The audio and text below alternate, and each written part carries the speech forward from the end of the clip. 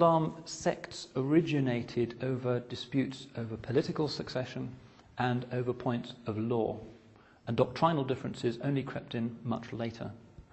Sunni Islam, made up of these four rites, accounts today and in most periods of Muslim history for around about 90% of all Muslims.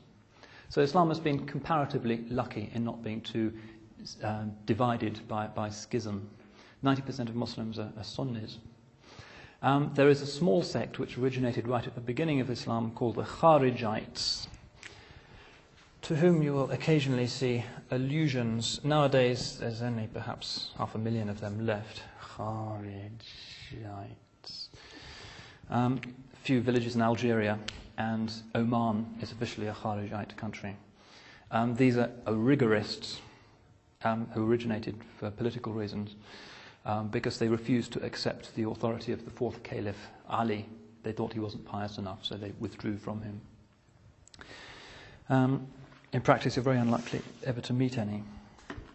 Much more successful were the other great schismatic group in Islam, the Shia.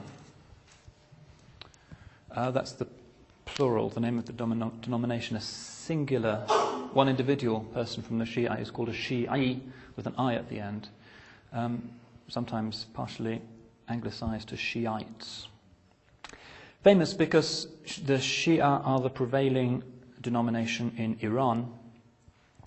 They also account for about half of the population of Iraq, maybe a third of the population of Pakistan, the majority of the population of Azerbaijan. Those are the four places really where you'll find Shia. In the West, they're not particularly numerous. They have a few mosques in the United States and a handful of mosques in England. But they don't have an extensive diaspora. The point of dispute between the Shia and the Sunnis, again, is not basically doctrinal. It is to do with questions of legitimate succession to the Prophet.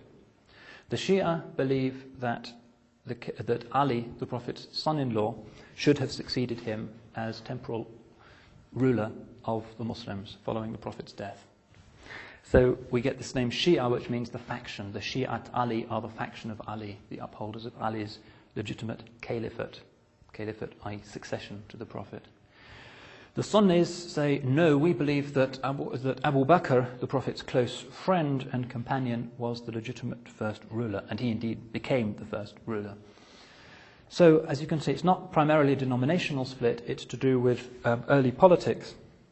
But, as is quite frequent in the history of religions, an originally political split acquired a doctrinal colouring over time, and the Shia do have certain beliefs that are distinct from the beliefs of Sunni Muslims, most conspicuously in their concept of the source of authority in religion.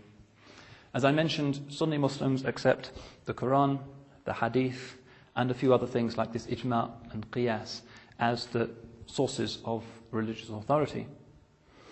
The Shia say, no, we accept the Quran, and we'll accept some of the Hadith as a secondary authority, but we're really more interested in the interpretations of the law as delivered by the Prophet's descendants through his daughter Fatima, who married the Caliph Ali.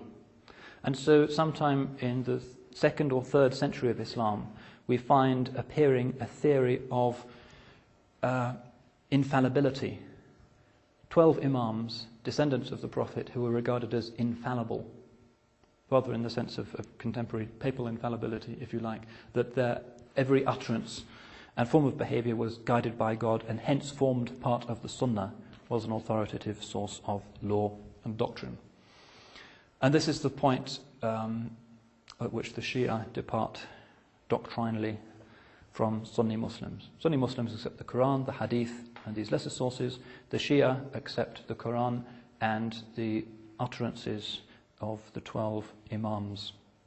The 12th Imam, a certain Muhammad al-Mahdi, disappeared. He went into a state of occultation.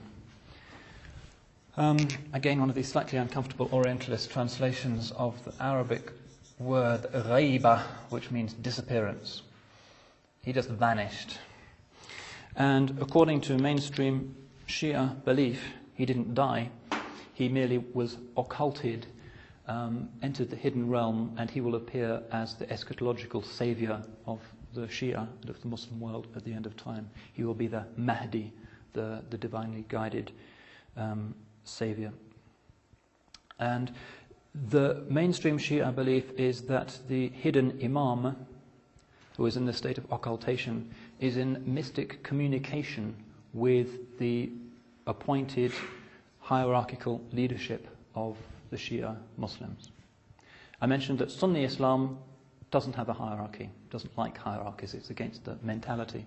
Shia Islam is more Christian in a sense, inasmuch as it has this idea of an ultimately infallible hierarchy inspired by God that mediates authority. Christianity's case, the church being the bride of Christ. In the case of the Shia, the hidden Imam being the sort of quasi-divine figure who inspires the living representatives of the denomination with infallible guidance. Also, the emphasis on the idea of a saviour at the end of time, much more important for the Shia than for the Sunnis, suggests that there's a parallel between Shiism and Christianity, which is perhaps interesting.